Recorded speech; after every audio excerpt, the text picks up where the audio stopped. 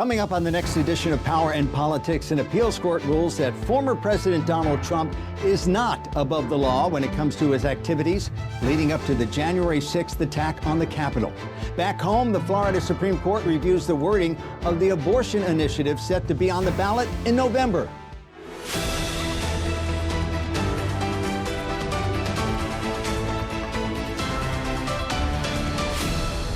Hello and welcome to another edition of Power and Politics. I'm your host, Frank Cipolla. Power and Politics is a weekly, unbiased look at the top stories affecting the state with a special emphasis on the psychology behind the decisions that affect our lives. We want to take a moment to say hello to our many viewers watching us as they do every week on stations throughout the state, including stations in Miami, Jacksonville, Gainesville, Tallahassee, Panama City, and elsewhere.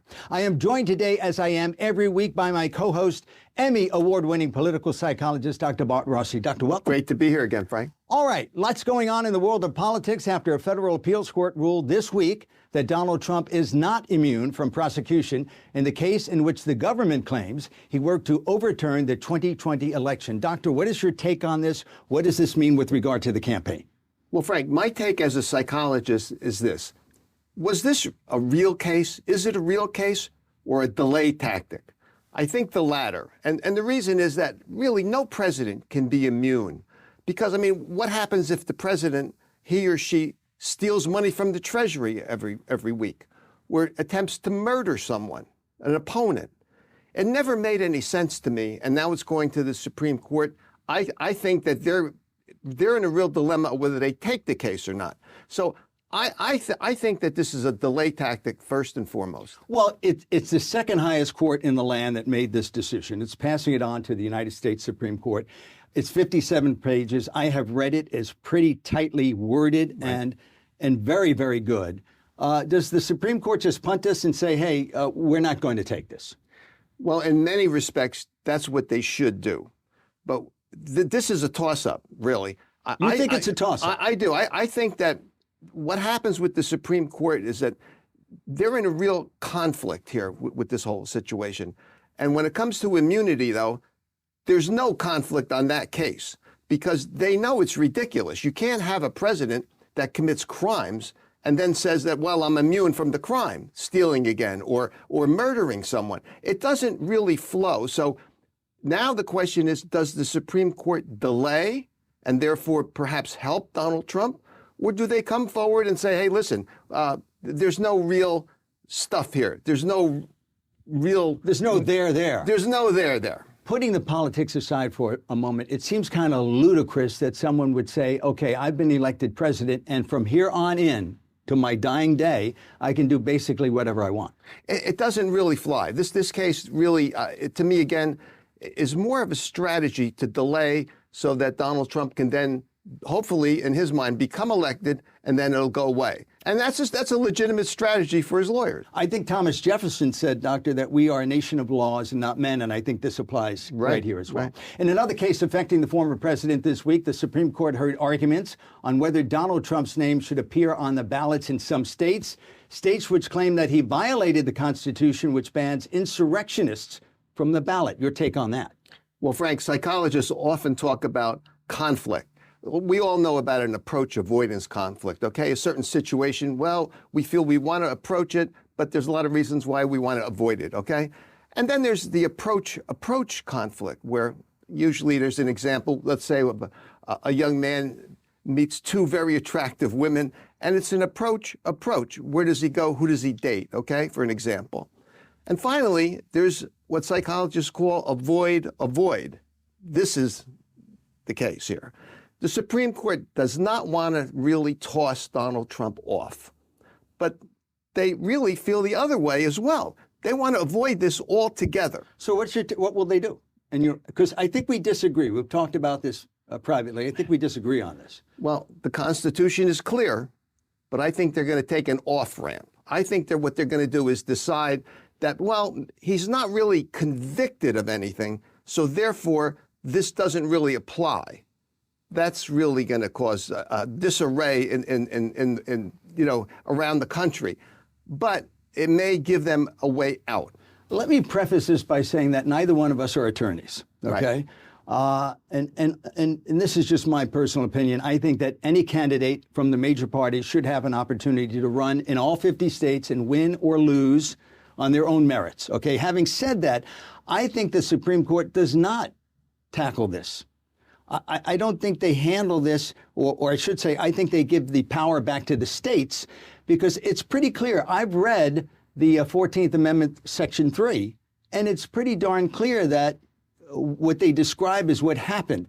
So I think they're going to side with the states and say, you should do what you need to do, because it's pretty clear. A lot of them talk about the Constitution, textualists that talk about the Constitution on the U.S. Supreme Court. This is pretty darn clear.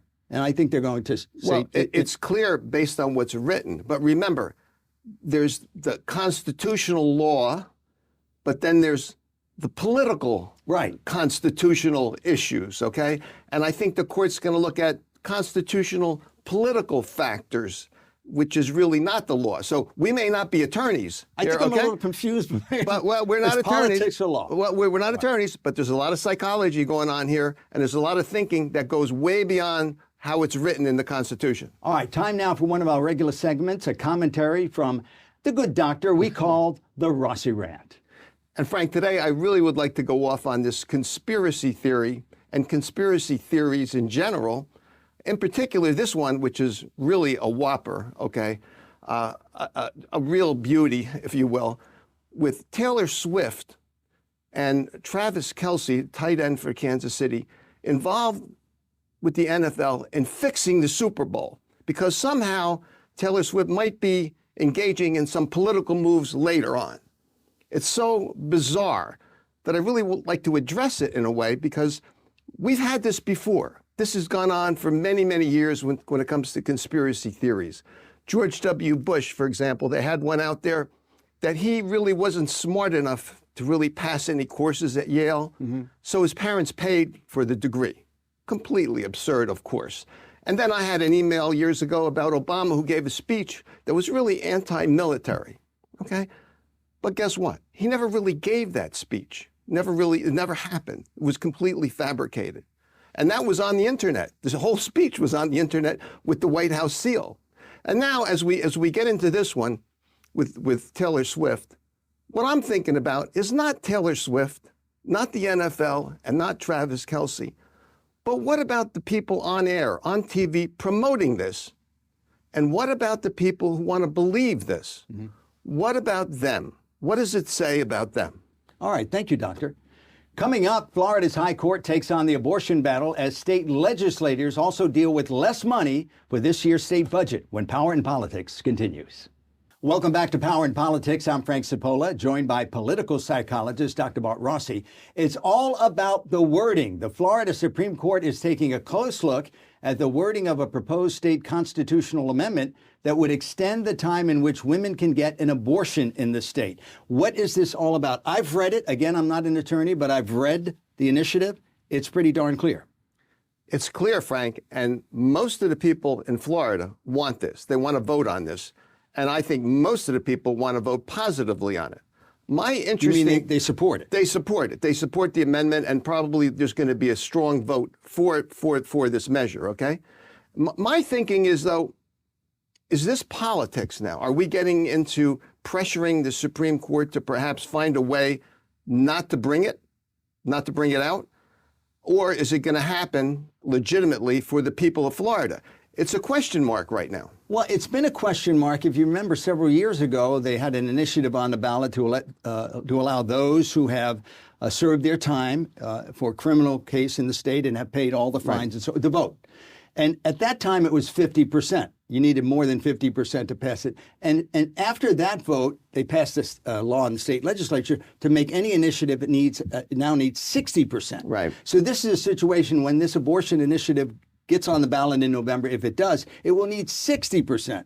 So are they making it more difficult all the way around the line? And is this review of the wording, and again, I've read it, it's pretty clear, just a delay tactic or maybe a way in which we can stop it? Well, Frank, on this, I could get really crazy, hot, okay? Don't get crazy and hot on me, Doc. Well, because here's the thing, 60%. So what happens if this goes like 57, 58, or 59%, which it could likely do?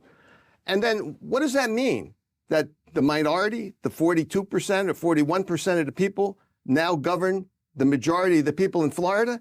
This is bizarre, this 60% thing. I thought we were in America where there's a democracy and you go by the majority rule. Here we could have the minority running the majority. It's just, it doesn't make a good sense to me. This is an unbiased show, but you, sir, are exactly correct.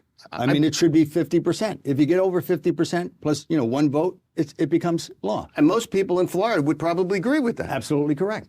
The other big topic this week is the governor's back in the state. He's talking about immigration. He's spending money to send troops, National Guard troops from Florida to Texas.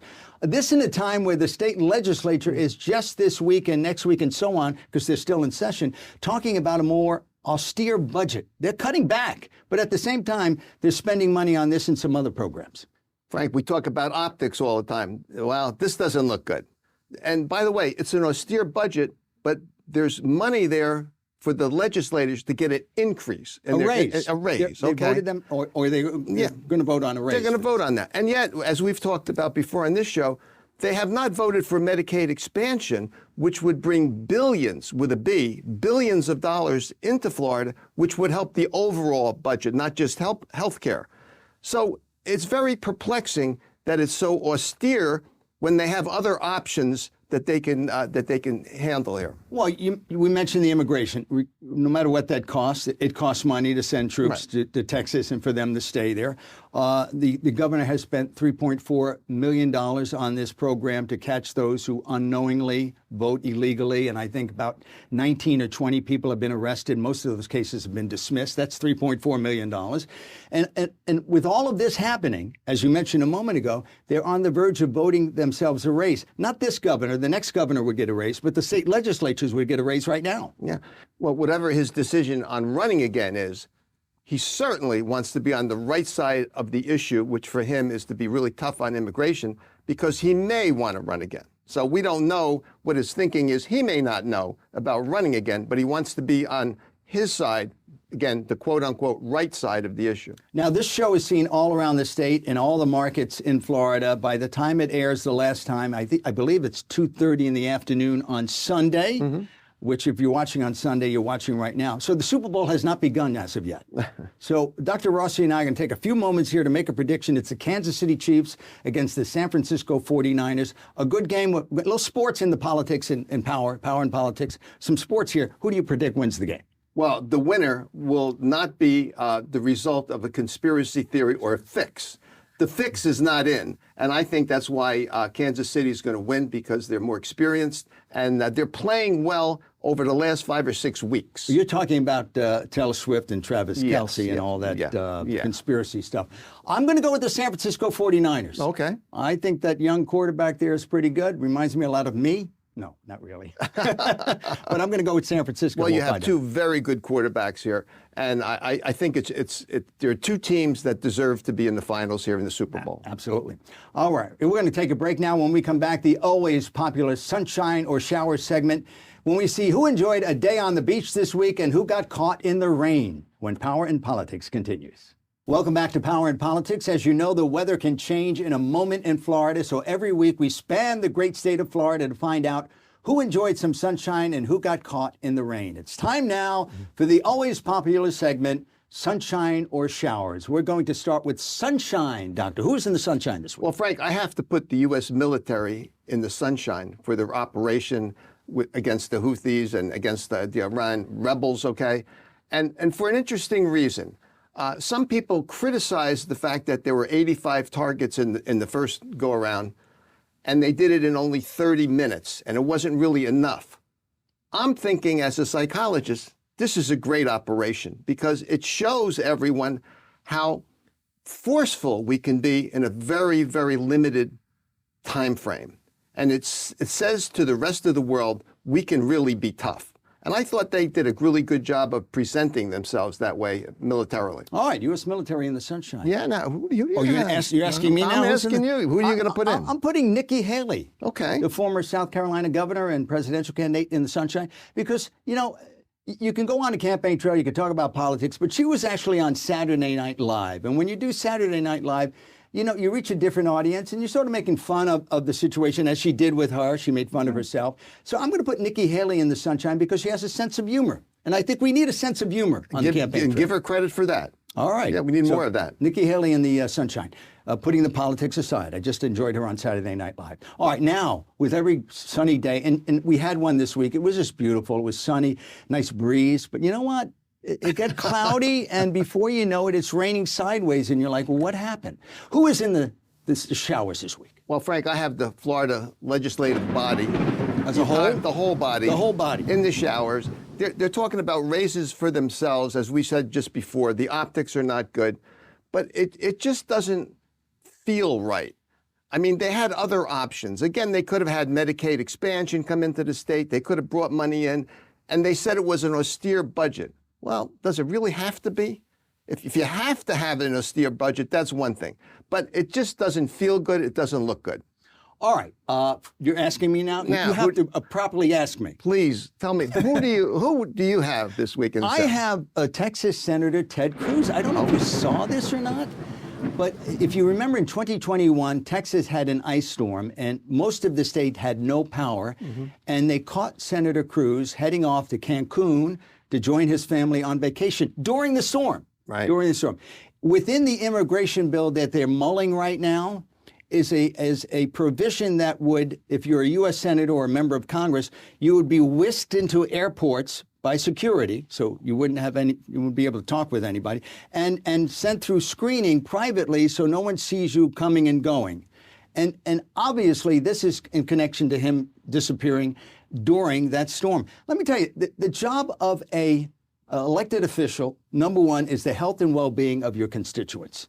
And if you're taking off during the worst ice storm in Texas history to go on vacation in Cancun, there's an issue there. He is in the showers. Doesn't look good again. Again, optics. Optics are bad. It just doesn't flow. All right, Senator Ted Cruz in the showers. All right, thank you, Doctor. Okay, time for a break. When we come back, a commentary by yours truly titled, Let's Be Frank, when Power and Politics continues. Welcome back. Civility. It's been a long time since we've seen that in the people we elect to represent us. Some of us are of an age when we remember senators addressing their colleagues on the Senate floor as the distinguished gentleman from the great state of Utah or Pennsylvania or wherever. There was a time that actually happened. Now, hardly ever. It was just a few years ago that an ailing, wheelchair-bound former Senator Bob Dole, during the funeral of President George H.W. Bush, was helped to his feet so the former World War II veteran could salute his commander-in-chief. These were two men who didn't so much like each other, but Bob Dole understood that there are times when you need to put animosity aside. That's the mark of a true gentleman. Or how about former Senator John McCain brushing off a woman during a campaign stop in 2008 who claimed Barack Obama was a Muslim? He's not, and the senator made that clear, saying he, Obama, was a good man who sometimes he disagreed with.